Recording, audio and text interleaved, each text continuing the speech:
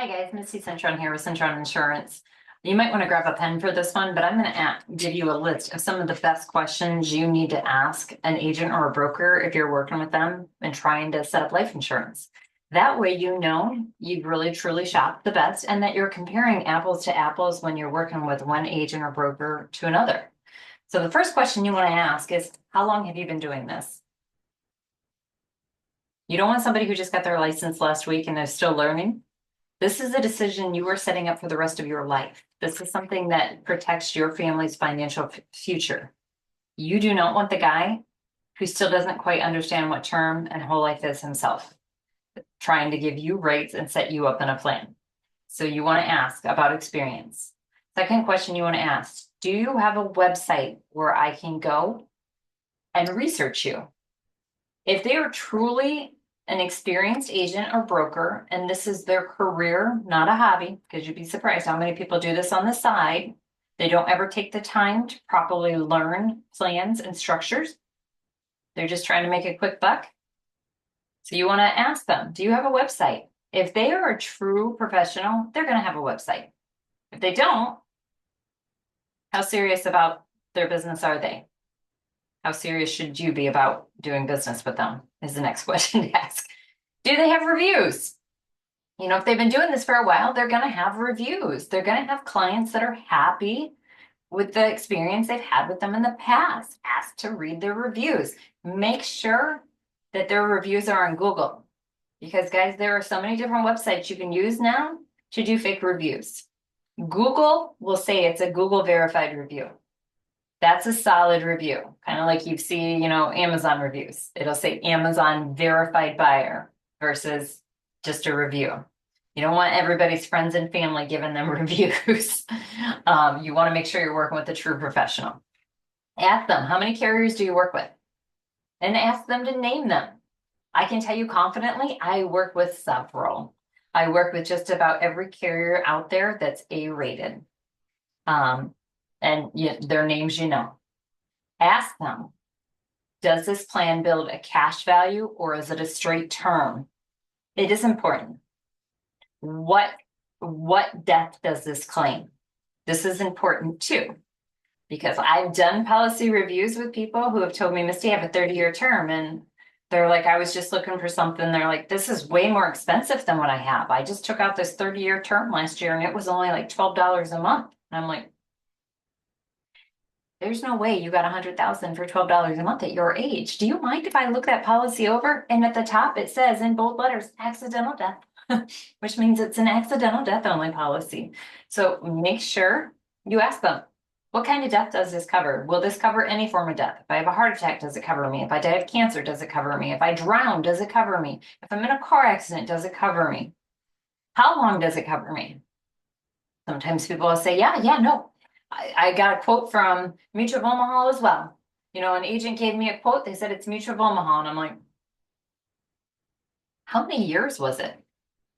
Turns out they quoted them 10-year term. 10 years says you have to die in 10 years. If you don't die in 10 years, oh, Mutual of Omaha loves you because you just donated all that money to them. So did that agent do you any favors? No. I tell people all the time, I could put you in a 10-year term, but honestly, at your age, a whole life is going to be the best option for you.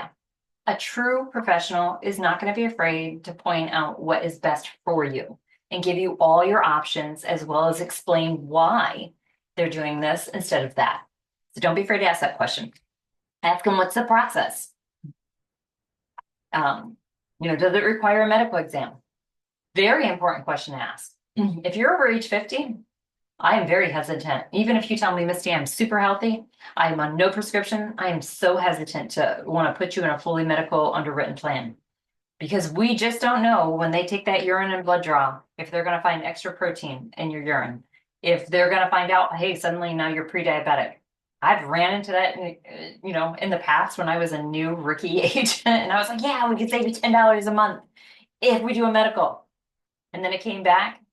My guy was pre-diabetic. Nobody wanted to work with them. No carrier would touch him because now he's pre-diabetic.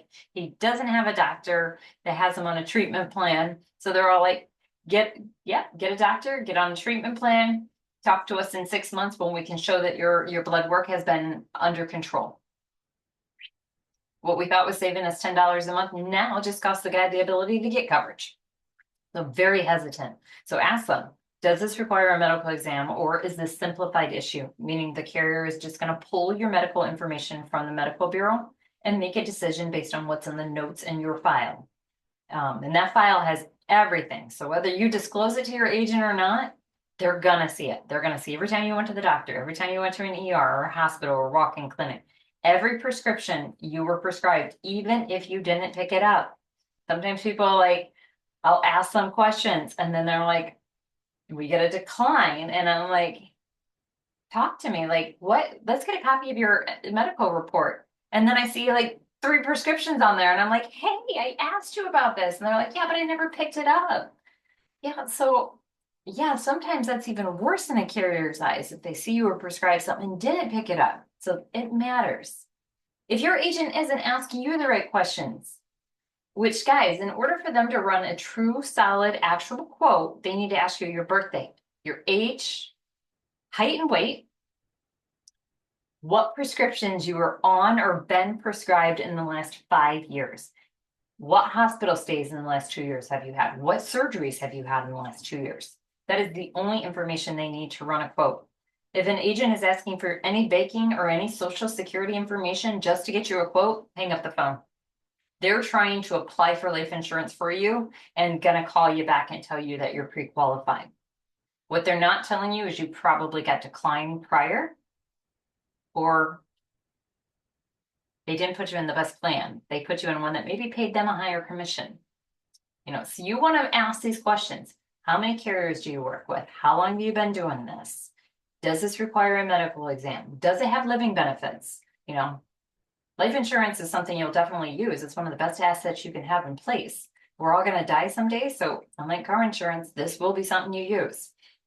You may never make a car auto claim, but you will die someday. So this is something you'll use, which is why it's important to make sure you're in a good plan, because it's a commitment. This isn't something you take out for a year and then next year reshop again.